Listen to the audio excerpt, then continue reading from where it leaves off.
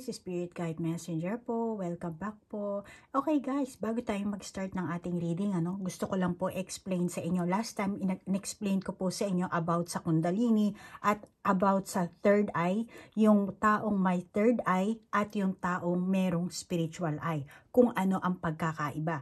Dahil hindi pwedeng third eye lang ang ma-activate mo. Ang kailangan talaga ma-activate mo ang 7 chakra mo, ma-open mo yan at ma-align mo para matanggal ang veil, para magkaroon ka ng discernment kung ano ba talaga ang binibigay na vision ng Panginoon or ng universe sa iyo. Dahil karamihan po talaga sa taong may third eye, mababa ang kanilang vibration frequency. Unang-una, kung Kristiyano po kayo, hindi tinuturo ng Panginoon na mangkulam at manggayuma at saktan mo ang kapwa mo. Hindi po yan. Okay? At sa Kristiyano, may tinatawag po tayong Trinity.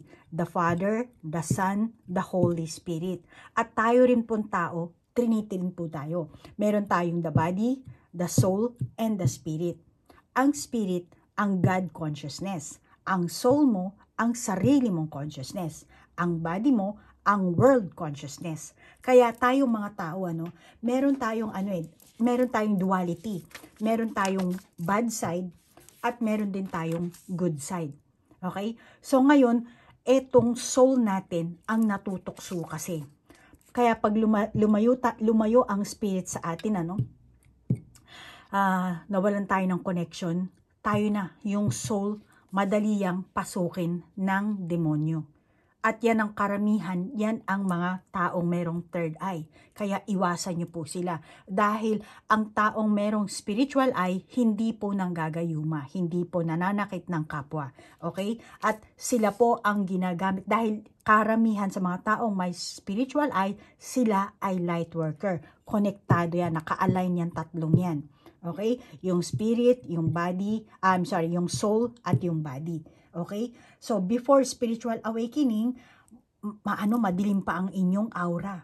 Pero pag naging spiritually awakened na po kayo, medyo gaganda na po ang aura nyo at pagka spiritually mature na po kayo, na andyan panibago. Kasi ang soul natin, para yung sibuyas.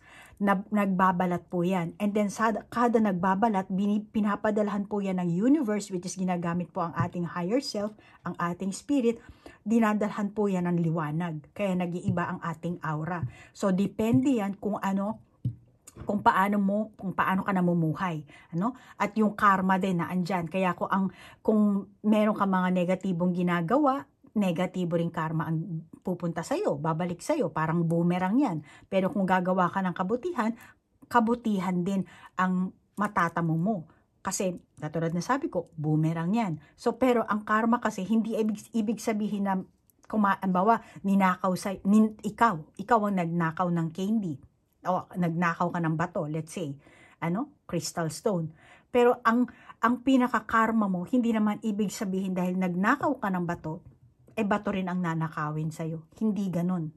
Maaring merong time, pero hindi lahat ng time, ganun, equal. May time na ninakaw mo lang ibato, pero ang nangyari, yung buhay mo ang ninakaw. So maraming yan, hindi natin alam ang Panginoon na magbibigay sa atin ng parusa, kumbaga. Kaya yung mga taong may third eye na gumagawa ng negatibo, sila yung mga dark worker, wala na po yan sa Book of Life.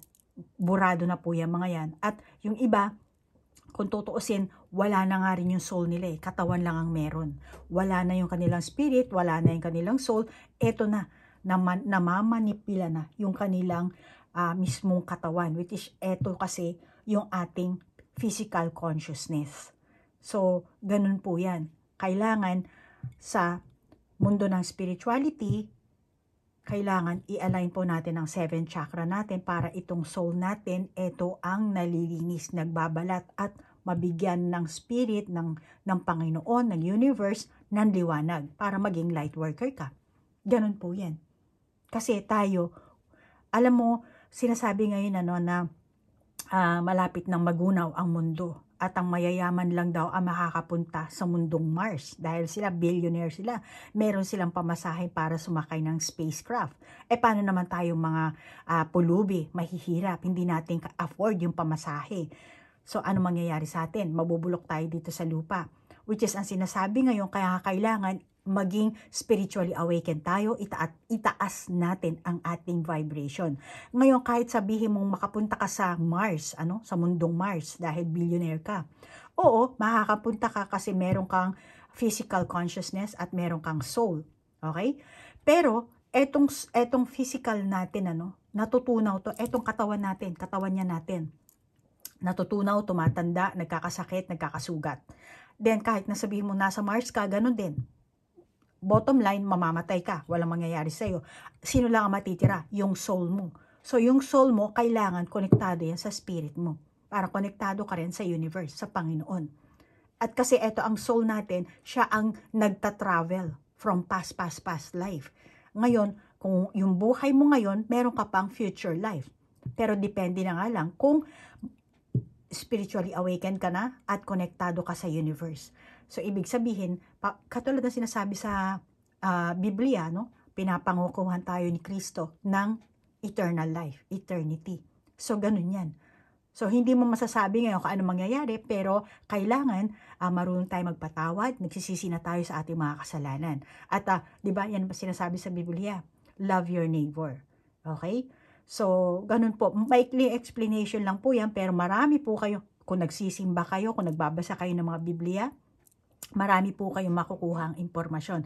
Ang sa akin po kasi, mas nauna ang aking experience, kaya nagre-research ako para sa sarili ko. Dahil yun ang turo sa akin ng gabay ko. Kaya sabi niya sa akin, follow me, and step by step kami. Kaya magmula po sa pagiging ignorante ko, step by step, nag-i-evolve po ako. At yun po din ang gustong mangyari ng aking gabay. Kumbaga, empleyado po kasi ako ng universe. So, yun po ang binigay sa aking mission ng universe, na kayo rin maging spiritually awakened para makita nyo, matanggal yung veil sa inyong third eye. Baka yung iba sa inyo wala pang third eye. So, para ma-open nyo ang inyong third eye, ma-activate nyo ang inyong kundalini, or ma-activate nyo ang inyong 7th chakra, at ma-open nyo ang inyong third eye, mailabas nyo ang inyong psychic gift, at matanggal yung veil, at makita nyo talaga kung ano ang pinaka itsura ng ating mundo. Kasi ang spiritual eye mo, pag naging align na kasi ang 7th chakra mo, marami ka ng conscious ka na sa sari-saring bagay, at dito mo malalaman kasi sino ka ba? Doon mo malalaman eh. Magiging question yan sa'yo kung sino ka. At diyan ka mag-i-start na alamin kung sino ka. At later on, malalaman mo kung sino ka talaga. At yun ang gustong ipaalam sa inyo ng universe. At lahat tayong tao, lahat tayo connected. Kaya malamang yung iba sa inyo, kaya ako ang pinipili nyo manghuhula, dahil likes attracts likes. So, gusto nyo kasi sa universe, gusto nyo makilala ang sarili nyo ng more deep. Kaya ako ang pinipili nyo, kayo ang pumupunta sa akin. Okay? So, for the meantime, yan lang po muna ang isi-share ko sa inyo. At yung iba, paunti-unti ko pong isi-share.